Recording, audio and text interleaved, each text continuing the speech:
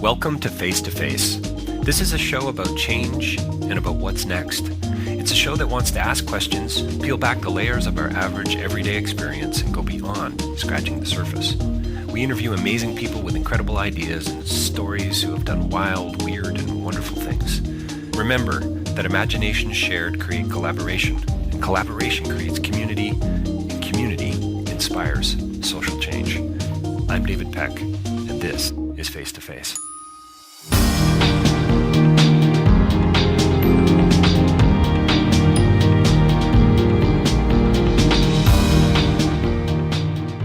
So welcome to Face to Face, another edition. I have no idea what number this is going to turn out to be, but we have a lovely guest with us today, Karlee Sapoznik from the Alliance Against Modern Slavery. Thanks for joining us. You're welcome. It's a pleasure to be with you today. So we're Karlee and I met a couple of years ago, I think, at a conference. I'm not even sure where actually now. We'd have to tease that out a little bit, but the work that Karlee does and her personality, in a way, don't add up. She's got a great smile, she's fun to chat with, and yet here she is working on some pretty serious issues. Before hitting the record button, we've been talking a little bit about her PhD she's working on and her organization, which is the Alliance Against Modern Slavery. And if you want to check out the website, even as you're listening, it's allianceagainstmodernslavery.org. It's the full 9 yards there. You got to spell it out. And check out the website and find out some of the work that the organization's doing as we chat. And I'm going to let Karlee tell you a little bit more about that, but it's a pretty sensitive topic, a pretty important topic, a lot going on here. And I think you're going to probably be surprised by some of the things you find out today. So again, Karlee, thanks for joining us. And so tell us a little bit about the Alliance and maybe why there's such an organization in Canada. Well, we have 3 co-founders, myself and 2 others, and back in 2009, 2 of us went to a conference in England. And at that time, there was no organization in Canada that was nonpartisan and non-denominational doing work to combat slavery. We met Kevin Bales of Free the Slaves and others at the Wilberforce Institute for Studies on Slavery and Emancipation, and we were blown away. My colleague Jeff Gunn and I, we were studying historical anti-slavery. We had both written our master's theses on that topic. And here we were learning about contemporary slavery and the fact that there are 27 million people that we estimate are in slavery today, even though it has been legally abolished across our planet. So here you are at a conference in England, having spent most of your time looking at the history of slavery, not really aware of what's going on currently. And so when you say blown away, you mean, wow, it was kind of one of those holy smokes moments that I didn't have any idea that this was going on. Absolutely. I also, a year before that, had met a young woman who really changed my life. And her example is one of a forced marriage, which is one of the forms of modern day slavery today, at the age of 14 years old. Wow. Her family, unfortunately, her mother had passed away, giving birth to her younger brother. And after the civil war in Somalia, they had moved to Kenya. Her father remarried, and they were really struggling. They needed food. They didn't have good shelter. And so one of the strategies that was used in that case was to actually sell her in the form of a marriage. And so her stepmother strongly encouraged this, and they pulled her out of school. They told her that she did not have a choice. She tried to run away. Unfortunately, she was found. Her brother then beat her very badly to the point where she really could no longer resist. And then the ceremony took place. The forced husband was 53 years old. She was 14. 14, that's correct. And this is in Canada? Or this was in... She was taken to Uganda. The ceremony occurred in Kenya. And we know this story because she eventually was able to get help from the United Nations headquarters in Kampala, Uganda. And one of our programs in Canada has a certain quota for individuals who have faced this type of torture. And she then came to Toronto, and I met her at the Canadian Centre for Victims of Torture here in Toronto, Canada. Wow. Yeah, see, I mean, it's sobering. I mean, it's sobering material to be talking about. It's the kind of thing that, and here I've been doing this kind of work for many years in development and so on. And when I hear stories like this, I say, really? Is this really, is it really going on in the world? Always remarkable to hear stories like that. And then to say that it's actually like there's a center for torture here in Canada, you just kind of go, hang on, that's supposed to happen in other parts of the world, not here. right? It's more than sobering. So is this? So you met her before the alliance started as well? That's right. Was that the seed for you? Would you say? It definitely was the seed. Yeah. And again, as I mentioned, I was doing work on historical anti-slavery, Sure. Which is this really interesting, I think, part of our history. Most of the tools we use today in our human rights movements are connected to that first movement where you had the creation of boycotts and petitions and large-scale movements with local committees. And so for me, it was a really fascinating time in history. You also have the French Revolution in that period and new ideas about freedom and equality, and even the first feminist movement where women who were involved in anti-slavery started to ask themselves, well, hold on a second here. We're talking about liberty and equality and freedom, yet we don't have those things. Right. And so it was shocking to me again because in theory, slavery has been legally abolished everywhere. Right. But then not only did I find out about this one case about a forced marriage and there was marriage trafficking involved because she was taken across from Kenya to Uganda. But I also discovered that human trafficking, one of the other forms of modern-day slavery, was thriving here in Canada as well. And I quickly discovered that it wasn't just thriving in BC or on the East Coast, but it was also happening in my hometown and actually literally in my backyard in Winnipeg. I had the chance to do some surveillance with the team in Manitoba, and my sister and I also, she joined us and one of our colleagues with the Alliance, and we saw that young girls were being bought for sex. And it was right next to my grandfather's house.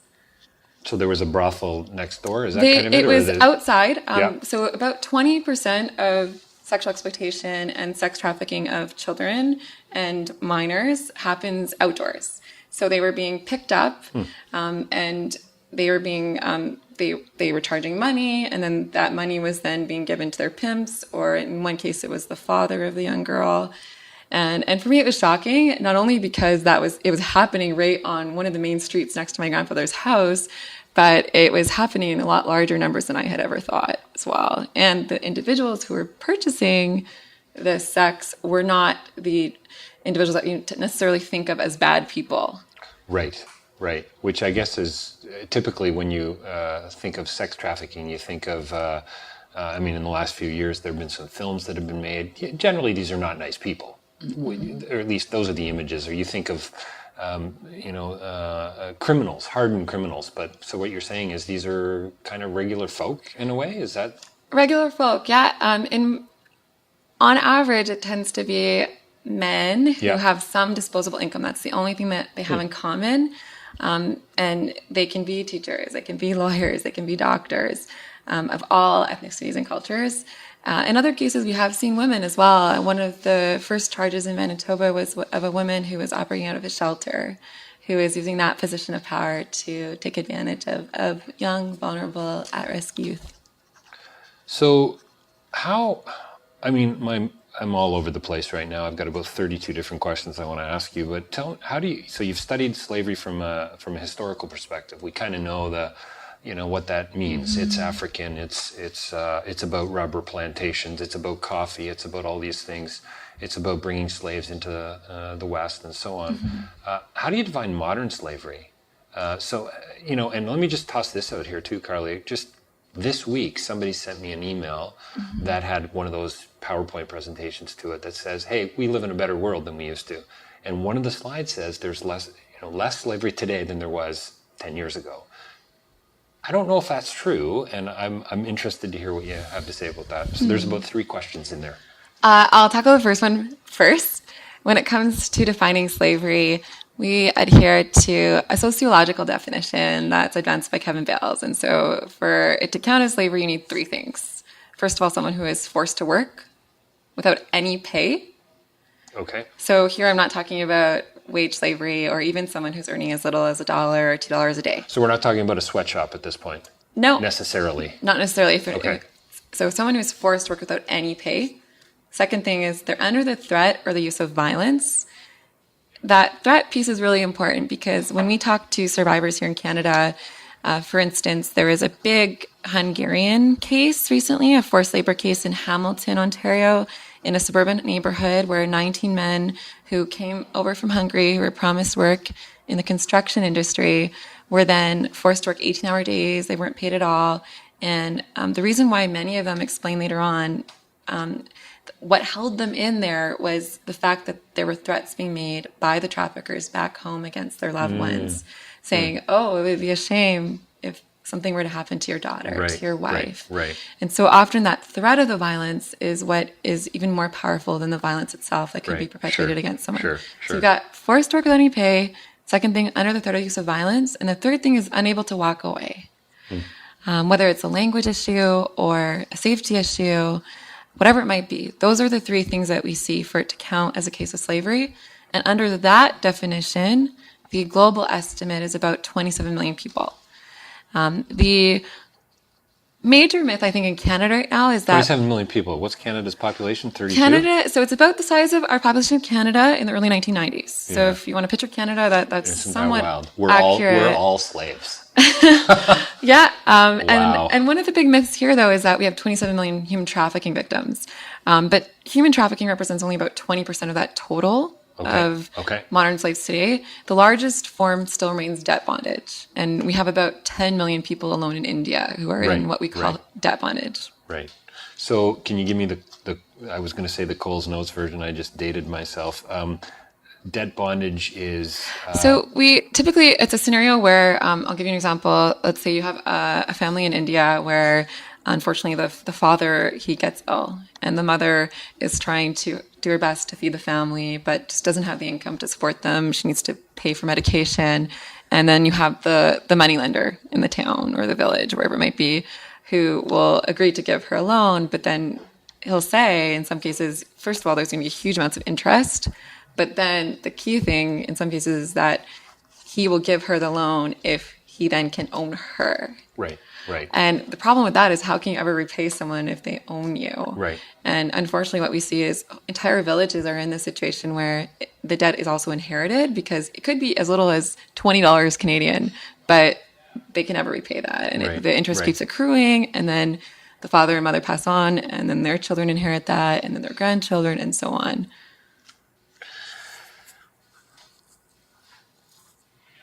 So number 3 for you in the definition, no pay, threat of violence, and you can't walk. How do you ultimately walk away? And I don't mean maybe necessarily the individuals, but I guess the question is, how do you break this chain of violence? And sorry for the metaphor, but how does it get any better? It sounds like it's actually getting worse. You know, I mean, it sounds like it's becoming more refined almost in a way. And you know, is this one of the downsides of globalization? You know, or is there an upside to this? Because we can tweet about this now, we can have conferences about this, and so on. So maybe that's an upside to it. But I guess right now I'm just hearing, wow, this is way maybe worse than I thought, and I think that most of our listeners will have heard of before. How do you start to break the chain?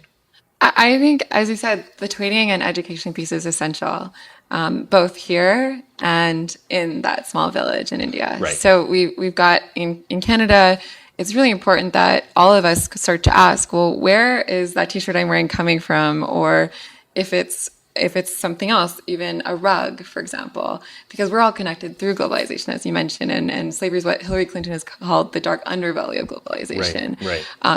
Where education also is key is, as I said, within that village itself. And so there are groups that now are working with, we're really against working for, we really believe in collaboration and a grassroots model.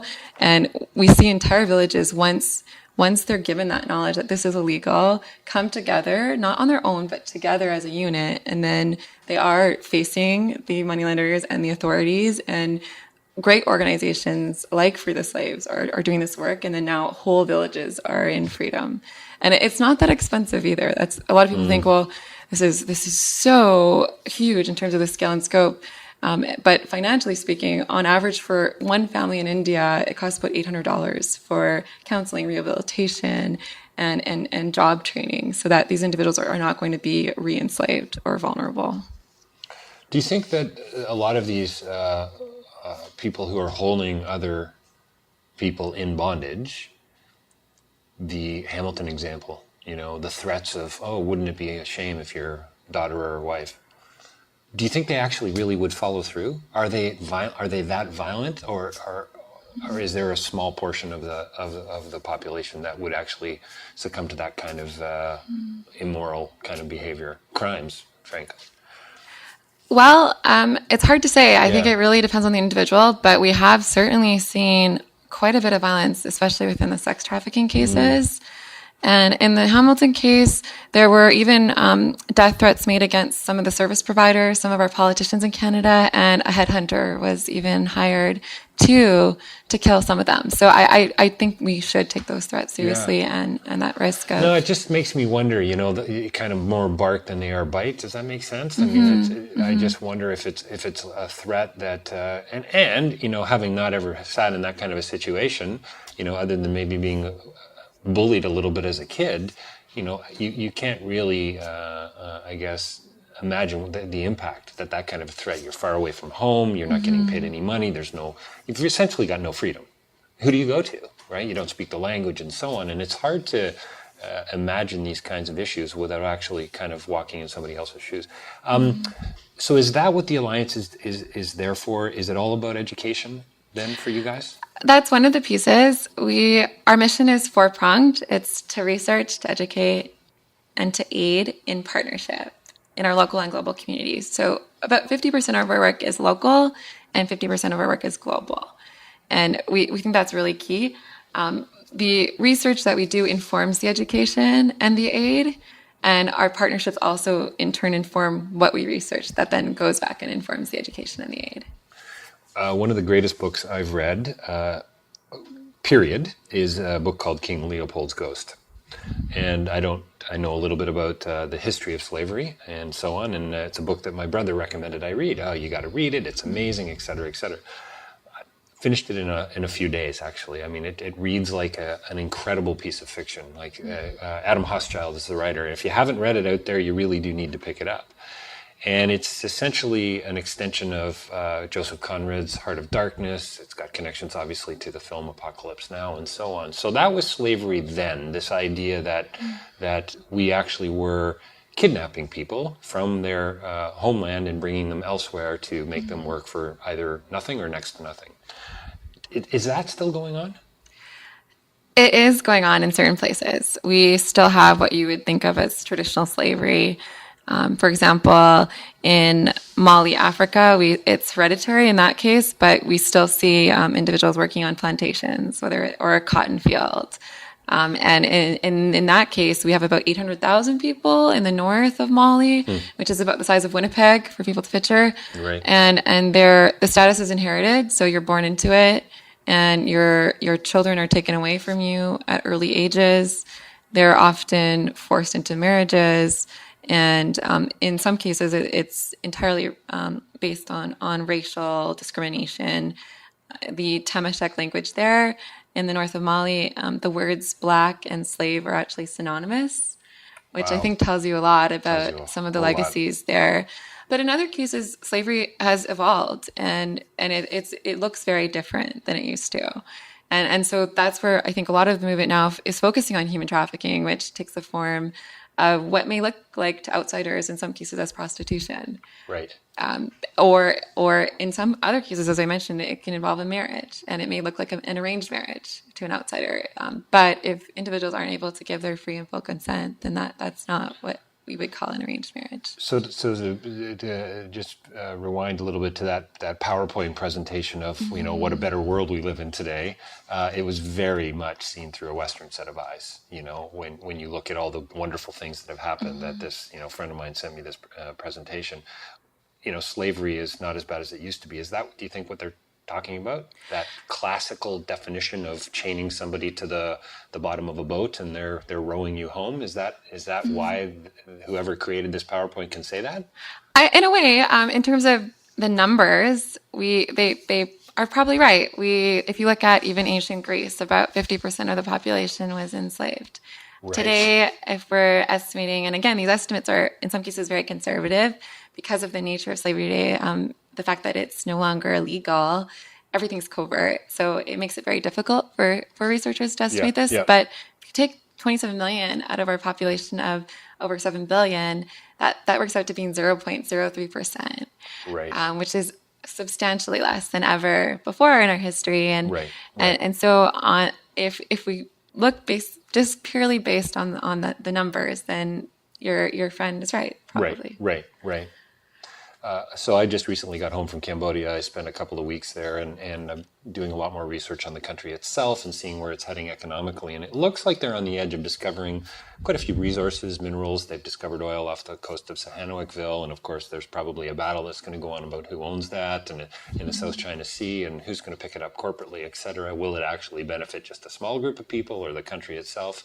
And then there's all kinds of, it seems, extractive companies slowly coming in, but the whole land right thing is a real problem, et cetera. So there's probably gold there. There's probably copper. There's, maybe we're on the edge. So I'm talking to my son about this, and very fun, interesting conversation. He's 7 years old, and he thinks we should go and open up a mine in Cambodia. And so we talked just recently on the weekend, and he made some comment about how we'll probably need some really good shovels, which is just hysterical, right? Yeah. That we're just going to dig this small hole and actually find gold, and not really realizing multi-billion-dollar industry that we're talking about.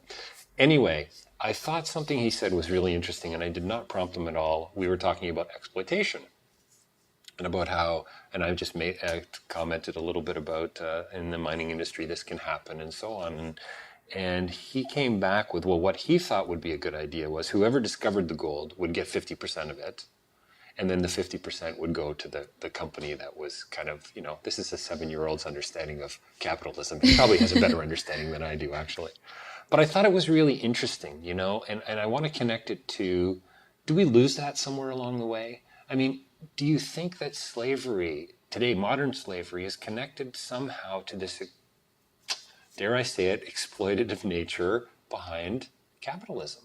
This idea that I want to benefit at your expense. So you've got your sweatshops. You have your anti-living wage, not your living wage. And so you have a roof collapse in Bangladesh, and I put my Quicksilver shirt on in the morning. I put my Joe Fresh clothing on. I don't give a rat's ass about Bangladesh, really, because I continue to I guess, feed into this industry. And yet at the same time, you interview a lot of those people in Bangladesh, they don't want to give that job up. Mm-hmm. So again, I'm talking out loud, but I think there's a few questions embedded here.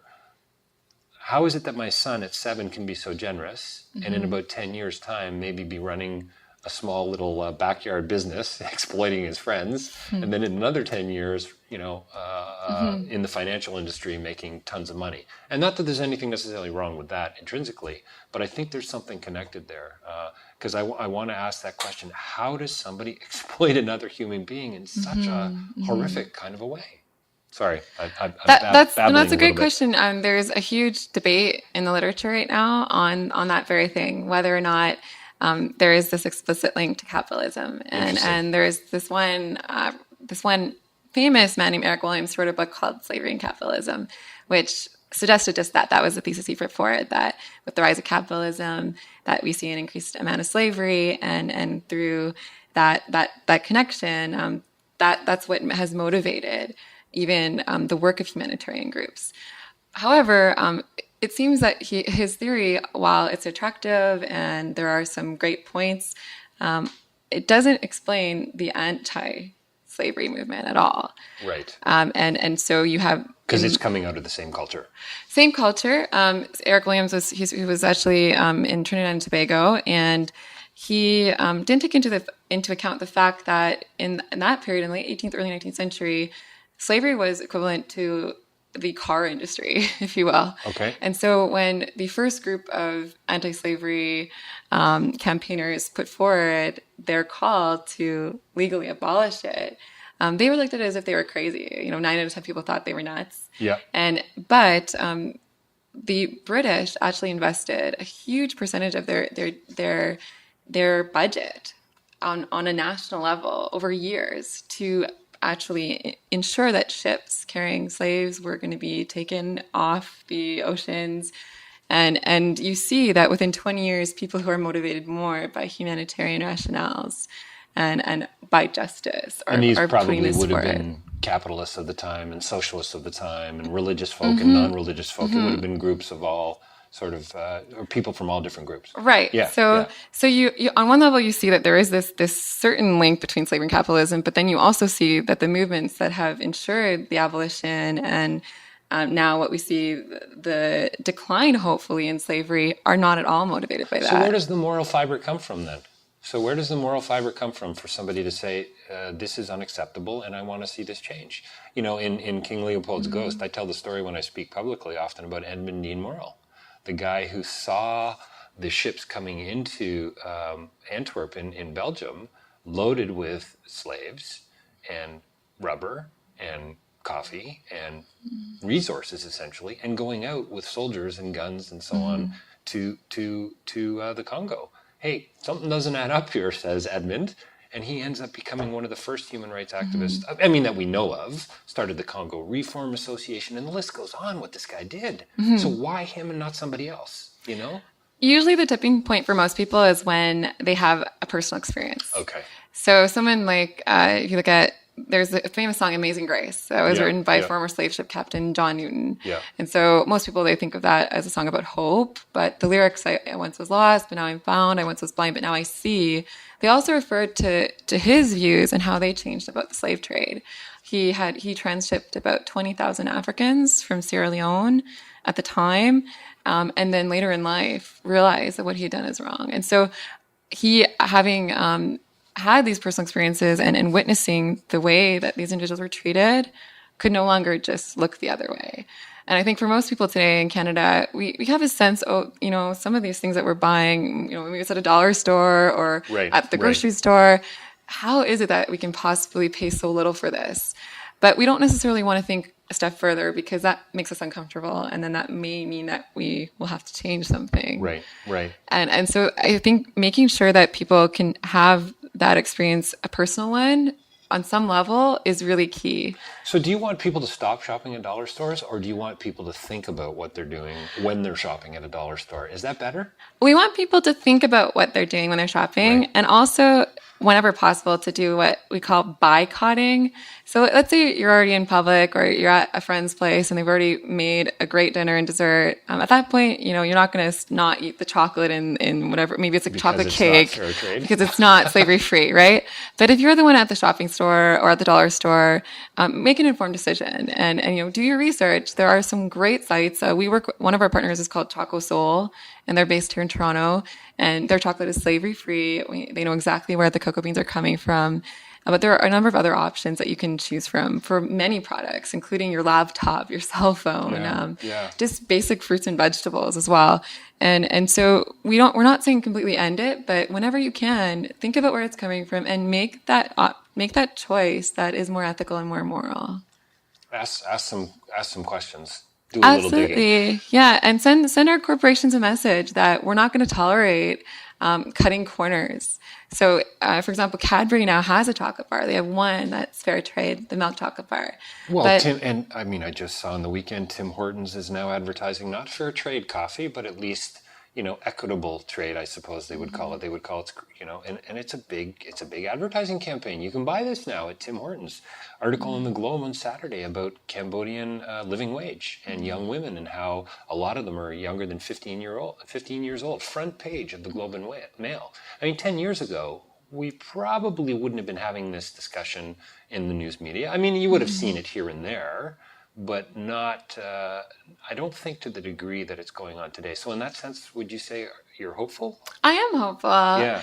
I think even just 5 years ago when we used to tell people about slavery, they looked at us like we were crazy. Right. And now, 5 years later, they're saying, oh, you know, I saw this movie and I read this book. And so the awareness is growing. And I think similar to the MAD campaign when it comes to drinking and driving, when it was first launched, a lot of people thought that, you know, this was kind of silly. We don't need this. And then they started to hear more and more about, oh, well, this person's friend or this person's family member was killed through drunk driving. And then that personal connection and that realization, that epiphany that, wait a second, no, this is absolutely wrong. We need to do something about it, came to the fore. And so we're now starting to hear more and more about cases. I having met parents of children who have been trafficked here domestically. And by the way, 70% of the cases approximately in Canada of trafficking are involving our own domestic citizens. Wow. Having met those survivors and also their parents and loved ones or friends of these individuals, it is personal and it is real, and it shows that we're all vulnerable, and we need to actually ask ourselves if we're willing to tolerate this happening in our communities. If our friends, or if it's your grandchildren or your children or whoever it might be, are vulnerable, are we really free as a society? Well, it raises interesting questions, about enslavement as a whole. I mean, you talk about sex trafficking, you talk about other things. I mean, are we slaves ourselves? What are we slaves ourselves to, if you want to ask actually more difficult, almost in a way philosophical questions that still have a practical implication? Am I a slave to the dollar store? I mean, it sounds absurd when you're talking about somebody who is afraid for their daughter's life or their wife's life. Different kind of slavery. It's almost disrespectful to use the same word. But are we so dependent on that cheap Joe fresh purchase that we're not willing to really look at the deeper issues? I have to say, even with respect to the Bangladeshi disaster recently and how many deaths and so on, it's global outrage, etc. I believe Joe Fresh is now looking at the way they're going to be doing their labor hiring and their labor practices in the factories they're going after. Quite a few labels and brands have said that they're not going to change anything, but a couple have. And I think you got to believe on some level that's a step forward. I mean, I think we could probably be farther along as a culture and as a society, but it's a good sign, isn't it? I think so. And we have really the blessing to work with students and university level students as well, and who are doing these things, who are starting campaigns. And I think slowly this awareness is building, and companies are actually starting to, in a way, be frightened, and they're starting to look at their corporate social responsibility more seriously. And in other cases in the States, there are now even websites that are coming up and giving them rankings. And so they're starting to get their acts more together. And I think it's only going to continue if we keep voicing our desire to be able to buy goods that are slavery free. There's something there that's unsettling to me. You said they're frightened. They're frightened because they're going to make less money, right? And that's a bit disturbing. So we're back to the whole capitalistic kind of approach. The Milton Friedman notion that, what is it? The sole responsibility of a corporation is to increase profits, period. Yeah. And you have some people who I think rightly have suggested that the modern world was built on the back of slavery. Right. And now we're facing a choice where we need to decide, are we going to let that continue? Do you think that slaves of the past cultures, First Nations communities, Black folk from around the world, is their time over? Like, you sort of hear people saying, "Oh, for crying out loud, do we really need to hear about that again? I mean, get over it, will you?" And I personally get kind of frustrated with that, and that's an understatement, depending on the setting I'm in. But do you think there's some truth to that? Do you think there's some value in that instead of feeling sorry for yourself, you should, start working on some other issue or someone? How do you feel about that? I find that really frustrating, that attitude. I think what we need to understand, and here my bias is I'm a historian, so I think we need to understand the connections between past and present. And if we take the example of African Canadians or our First Nations people here, we tend to forget that even in the New France period, for example, when we have data about slavery even back then here in Canada, and about 2/3 of the slaves actually at that point were First Nation, and 1/3 was African Canadian. Wow. And you look today at our percentages, and we're estimating now that when it comes to the cases we see in Canada, which by and large are human trafficking cases, and most of which that we know about are sex trafficking cases, about 2/3 of those are involving our Indigenous people.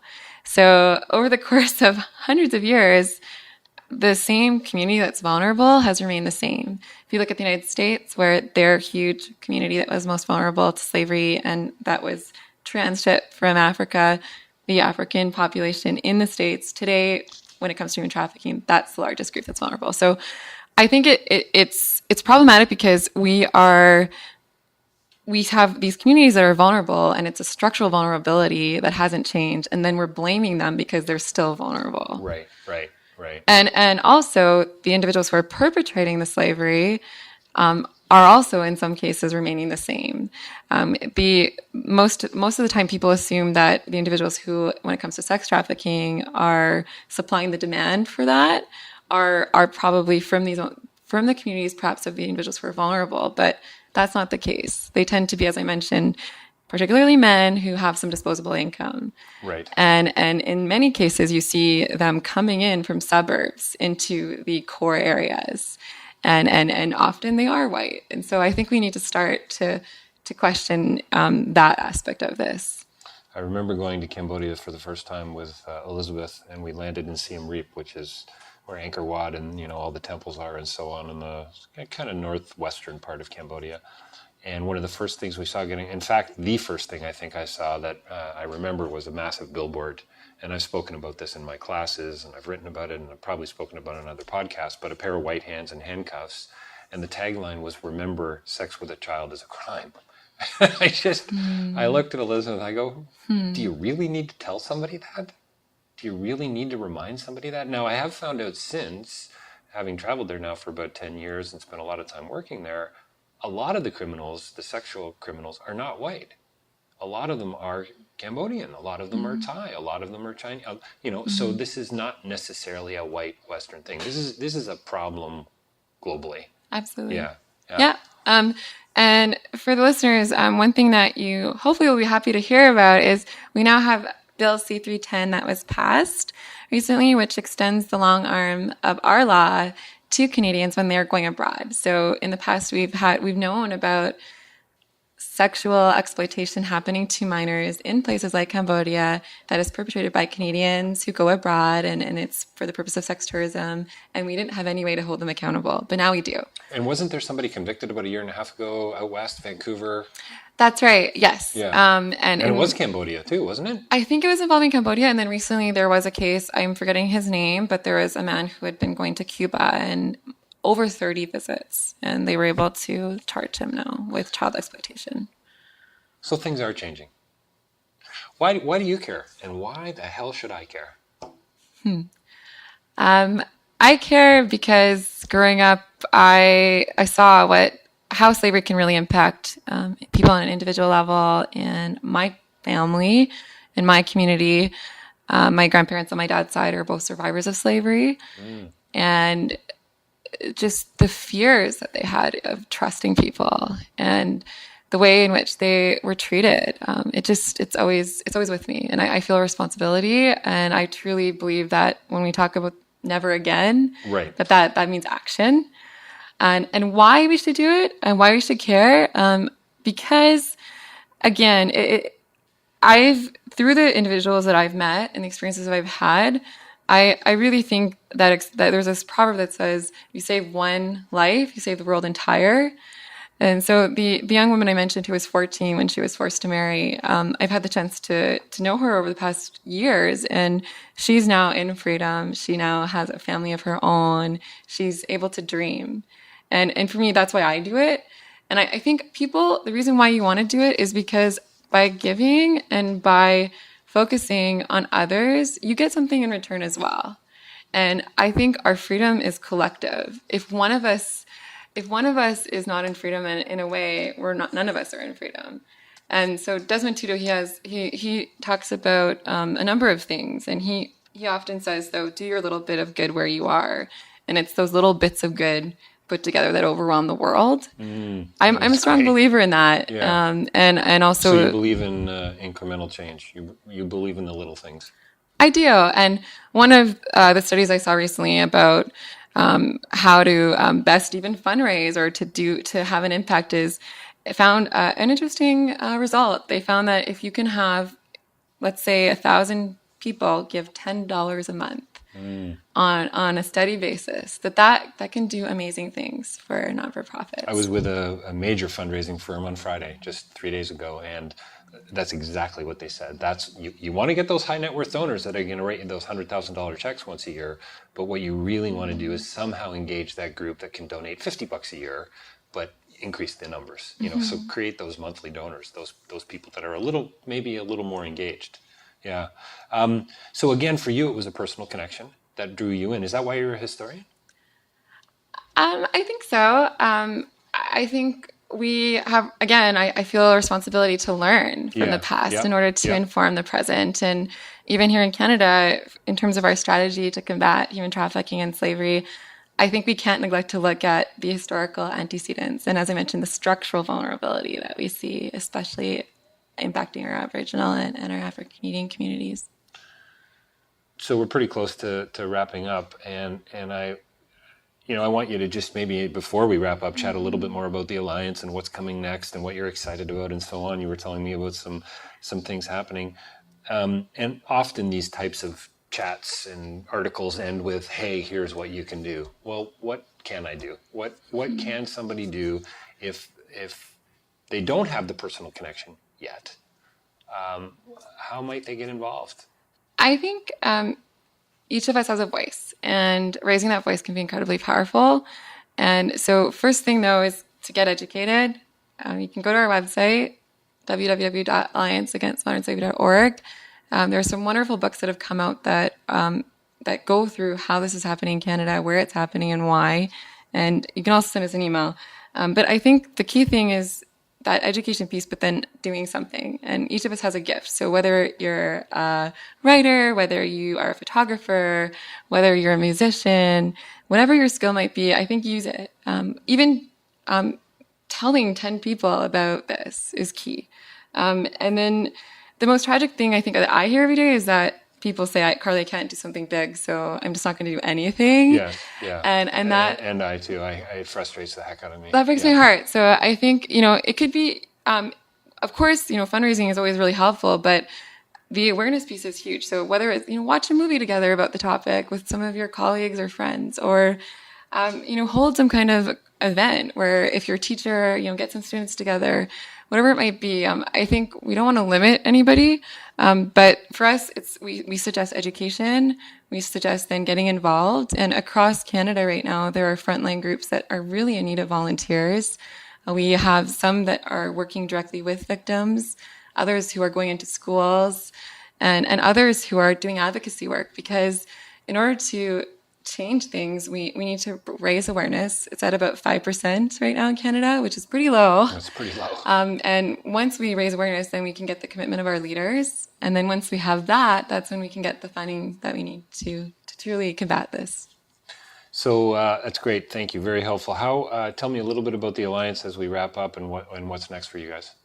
Well, we're really excited. We have set our date for our 4th annual conference, which brings together our frontline heroes, including law enforcement and survivors and NGOs, as well as researchers. And that's going to be on February 22nd, 2014, here in Toronto. We've also got a grant from the Ontario Trillium Foundation to do some research and training across the province. The next 2 stops for that will be in Thunder Bay and also in Windsor. And I think other than that, go to our website, check things out. One of our partners is Learning for Hope, which is a group that does work in Cusco, Peru. And we're really excited to be supporting their work there. And we've now opened a vocational center for survivors of sex trafficking in Cusco, which is a big spot for sex tourism. And also, as most people know, very close to Machu Picchu, a beautiful site. Fantastic. Thanks for joining us today. I'll say it again. Those who have been listening for the last few months as face-to-face continues to grow, I feel like we've just barely even begun. So hopefully we'll be able to have another conversation down the road. Thanks for educating me. Thanks for bringing our listeners up to speed. Oh, and a newsletter. There's a newsletter out there. Go to the website, allianceagainstmodernslavery.org. I think that's about the 6th time we've pushed this website. Sign up for the newsletter. I get it. You won't get too many, and you'll get a little bit of an update of where things are, and frankly, and more hopefully, where things can ultimately be. So thanks, Karlee, for joining us today. You're welcome. Thanks so much, David.